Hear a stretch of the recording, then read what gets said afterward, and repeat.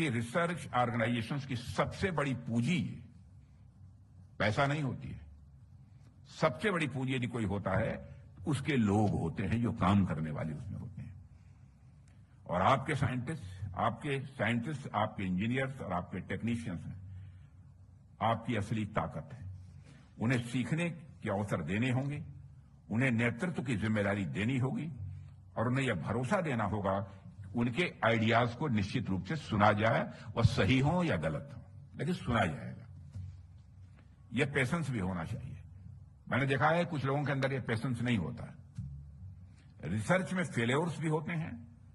Failures हैं तो उससे आपको निश्चित रूप से कुछ नया सीखते होंगे कि हमें आगे क्या करना चाहिए, क्या इसमें सुधार करने चाहिए।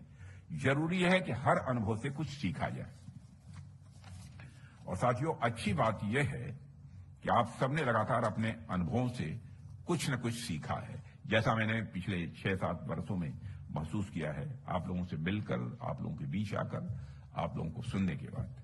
और मुझे याद है कुछ समय पहले मैं डीआरडीओ के बड़े ऑफिशियल्स के साथ बातचीत में एक लक्ष्य डीआरडीओ को दिया था और मैंने कहा था कि अगर हम डीआरडीओ के हर लैब के लिए एक मिशन मोड प्रोजेक्ट को आइडेंटिफाई करें और 1 वर्ष में कंप्लीट करें तो हर वर्ष हम 80 से 100 प्रोजेक्ट्स पूरे कर सकते हैं।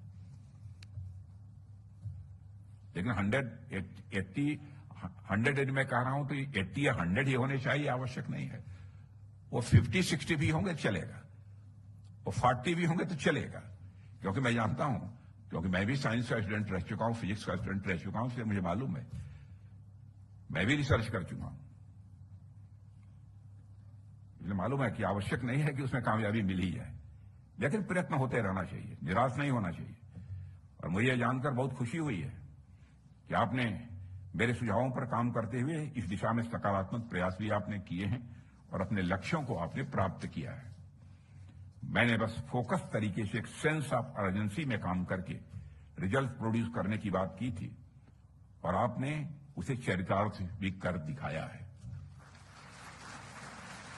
इसलिए आप सबको मैं बधाई देता हूं, लेकिन मैं यह भी आपसे कहना चाहूंगा, आपने जिस तेजी से, जिस क्वालिटी के साथ इन टारगेट्स को अचीव किया है, वह इतिहास का हिस्सा बनकर न रह जाए।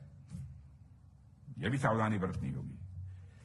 वह सिर्फ वन टाइम अचीवमेंट बनकर न रह जाए। आपको अब इस स्पीड को अपना स्वभाव बना लेना होगा।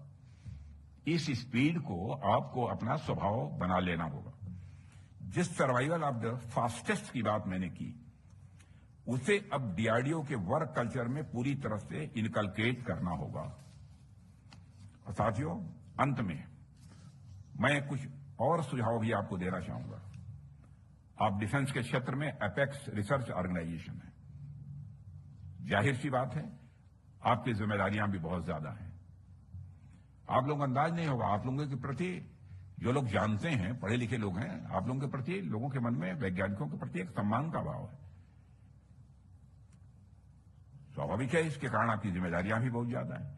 इसलिए मैं समझता हूं आपको रिसर्च के क्षेत्र में रिस्क लेने का भी साहस दिखाना चाहिए, करना चाहिए। आप उन सेक्टर से अब आगे बढ़िए जहां प्राइवेट सेक्टर ने पहले ही अपनी कैपेबिलिटी डेवलप कर ली है।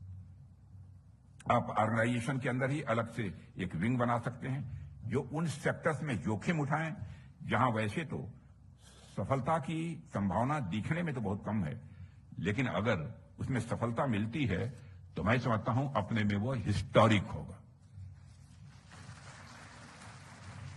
इसके अलावा मैं आपसे यह भी कहना चाहूंगा कि आप पब्लिक सेक्टर अंडरटेकिंग्स और प्राइवेट सेक्टर के साथ बढ़ चढ़कर सहयोग करिए। खुले मन से अपना नॉलेज उनके साथ शेयर कीजिए। और मैं जानता हूं कि साइंटिस्ट अपने इंटेलेक्चुअल प्रॉपर्टी राइट्स को लेकर थोड़े से प्रोटेक्टिव रहते हैं। ये सही बात है?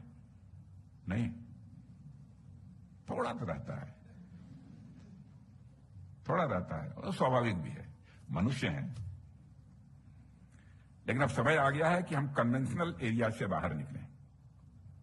जैसे इसका एक एग्जाम्पल आप देखिए, यह डीआरडीओ और हिंदुस्तान एरोनॉटिक्स लिमिटेड के बीच नॉलेज शेयरिंग का ही प्रमाण है कि लाइट कम्बैट एयरक्राफ्ट तेजस हमारे लिए एक बड़ी अचीवमेंट के रूप में सामने आया है।